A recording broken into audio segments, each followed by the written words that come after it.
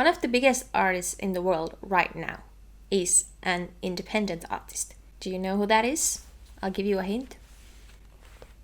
Yes, Bad Bunny is considered an independent artist. Looking at different artists who have gone independent and how successful some of them have been, I have concluded that I genuinely think that the future of mainstream pop is independent. Now, there are different ways to be independent. There are pros and cons to being under a traditional label, of course, as well as to being independent. So this video is all about that. Traditionally, artists are under a traditional label that provide them financial support. They provide producers, marketers, and all kinds of support to artists. But most labels, even if they are smaller, most labels are under three notable labels. And the big three are Sony Music, Universal Music Group, and Warner Music Group. So if you think of your favorites who are under RCA, Republic, Capitol, Atlantic,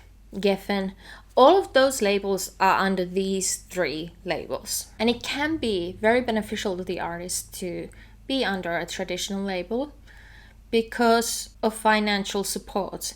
And that is probably the most notable part of being under a traditional label. They provide you with resources and with the expertise of people who can help you hone your craft and make sure that you are heard, whether it's online or on the radio. But like to everything, there is a dark side to it. Usually in the beginning, they do give artists a big sum of money, but that sum of money is essentially a loan because the artist is then in debt to the label on the cost of making the album, producing the album, and the promotion for it. So while they do give you money, it basically goes back to the label. As for streaming, artists don't make much money and much of it goes to the label. Being under a label can be very beneficial and successful if you are successful from the get-go. And the merits of success, it seems to me at least, has changed a lot, especially in the recent years. Because now to me it seems that labels only consider you successful if you have a viral moment on TikTok. It seems to me that like streaming and actual sales of music don't matter as much as TikTok popularity. At least this is what artists like Halsey has shared, that with a previous label, she was told that her music has to have a viral moment on TikTok before they release it. Being under a traditional label can be successful if you are successful from the get-go. It can provide you with a security that you would not have as an independent artist. But I think as someone who loves pop music, the negative sides of being under a traditional label outweigh the positive sides, because there have been so many cases of artists not being able to release the music they wanted because either the label itself have decided that the artist is not successful enough, or that they don't like the music that they want to release, that the artist wants to release. For example, Halsey has shared that even though her latest album sold like about 100,000 copies, they are not allowed to release new music right now because they aren't doing the same numbers that they did during Manic. I can't make an album right now. I'm not allowed to. I can't make an album right now. Yeah, I don't like the sound of that. Yeah, what's the reality? Because The Great Impersonator didn't perform that the way they thought it was going to.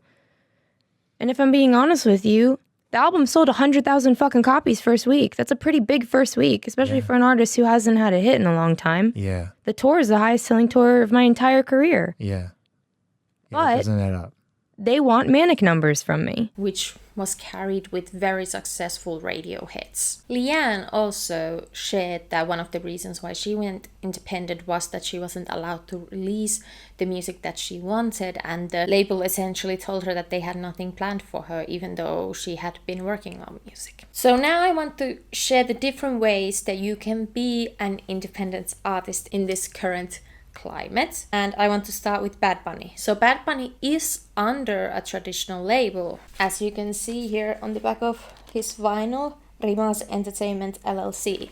Rimas is a Puerto Rican label, and it's not under any of the big three labels, which then makes Bad Bunny an independent artist because he is under a label that's outside of that mainstream big three world. And I think being under a local small label has been really beneficial to Bad Bunny because he's been able to make music that is so honest and authentic to him. He can talk about colonialism, he can talk about issues facing Puerto Rico, he can talk about racial equality and gender equality in his music because he doesn't have these big three labels in his ear telling him that he can't. So that's one way to be independent if you are under a label that is not part of the big three group.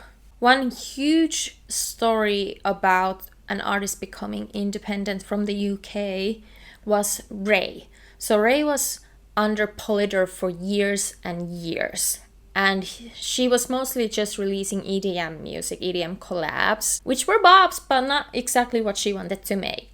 So she went on Twitter and pleaded with people that, can you please make this new single, I think it was called Call on Me, successful so that I can release the music I have made. And then ultimately that tirade ended with Raye going independent. She was able to leave Polydor Records. And with Raye, her music is very different to the EDM collabs that she did during the beginning of her career. She combines jazz, R&B, pop, soul in a very beautiful and unique way. And she talks about very raw personal issues in her music that maybe if she had not gone independent, she would not be able to release those songs. Ladies and gentlemen, I'm gonna tell you about one of the many men. Name is irrelevant, height is irrelevant. He was a 1 out of 10, I wish that I knew it then. Now she is an independent artist, but she has a distribution deal. So her music, so like the actual making of physical CDs and vinyls, is provided by human resources. So that is one way to be independent, that you are independent, you are not under any smaller or bigger label, but you do have a distribution deal. Since going independent, Raye has had 2 very successful releases. She has won countless Brit Awards, she won a Grammy, and ultimately she was able to make the music and release the music that she feels most at home, that feels the most authentic to her. And I think that's the most important thing. But she has also talked about that it is actually really expensive to be an independent artist because you are the artist is the one who provides and pays for everything. Another artist that I think is really interesting is leigh-anne. After having a major music label deal, she decided to go independent, and she also has a distribution deal with Virgin Music Group. And this road to independence started from when she was blocked from releasing the music that she wanted to, like I mentioned before. What's different with leigh-anne is that she has the background of being in Little Mix for over 10 years. She has the financial ability to do that because Little Mix made a lot of money. Thanks to that, she also has so much knowledge and experience within the music industry that she is able to be independent because of that history, if that makes sense. In a way, she has benefited from these big 3 labels when she was in Little Mix, but she has also said that, you know, being an independent artist, it requires a lot of money, and she is responsible for things that she didn't even think she would be. But ultimately, that being independent is the best solution for her. Yeah, I think that's really interesting that she was able to take this background that she has within the music industry and then carve her own line. leigh-anne makes like a combination of R&B, Afro beats inspired music, reggae inspired.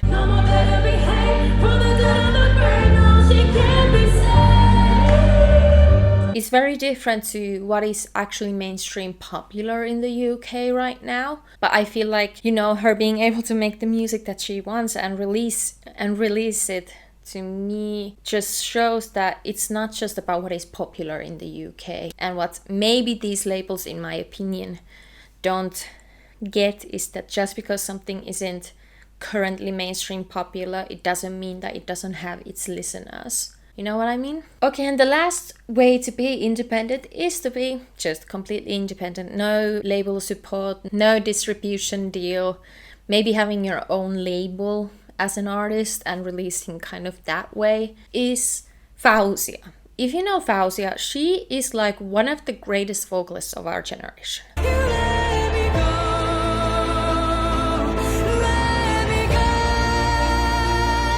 Her voice is unimaginable. I don't understand how it exists.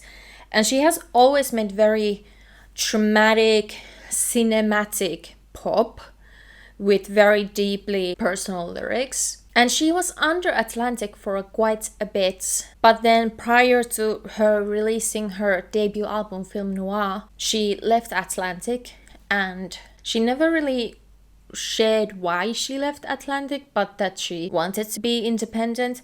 And she did have a phase where she released more like mainstream songs, but I don't know if that was related to like label decisions. Film Noir is such a beautiful cinematic pop album. Her voice, again, magnificent. And I think it's really incredible that she has been able to release this body of work while independent. And because she doesn't have distribution deal, originally there was no physical release for Film Noir, but now it is available on her website to be ordered as a CD and as a vinyl. I tried to Google and I don't know the specifics of that. Maybe she has just a manufacturing deal, but not exactly like a distribution deal. I don't know. All of these artists that I mentioned as examples of independent artists, I think are successful and gaining momentum in their own ways.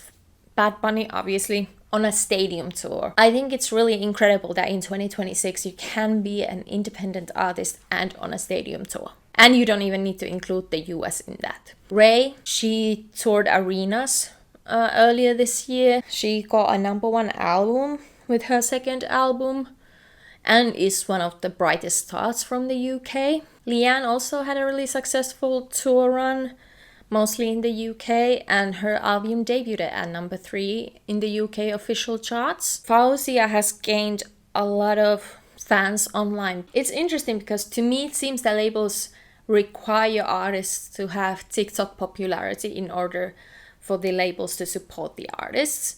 But then there are artists like faouzia who has gone viral on social media time and time again and is an independent artist, and she has gone viral for her incredible vocals.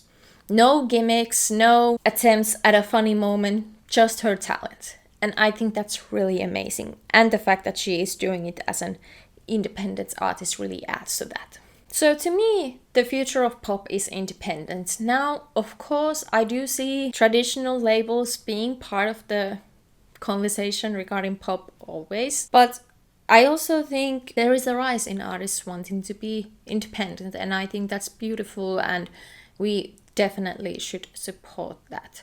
I mentioned Halsey. She has had some issues with being under labels. Her previous label didn't let her release a single that she really wanted unless it got TikTok popularity, and now her current label is blocking her from releasing music right now, but she has been going on successful tours recently. So I don't know if she's still under Columbia or if she's trying to leave that contract, but to me Halsey seems like an artist that really values art before anything else, so maybe becoming independent would be the right route for her as well.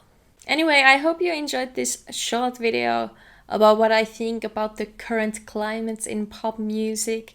Genuinely, please do support independent artists, support artists that are under traditional labels but maybe don't get the support that they deserve. I just love pop music so much, and I just think that if an artist chooses to be independent, we should support that. Alright, let me know your thoughts in the comments below. See you in the next one. Bye!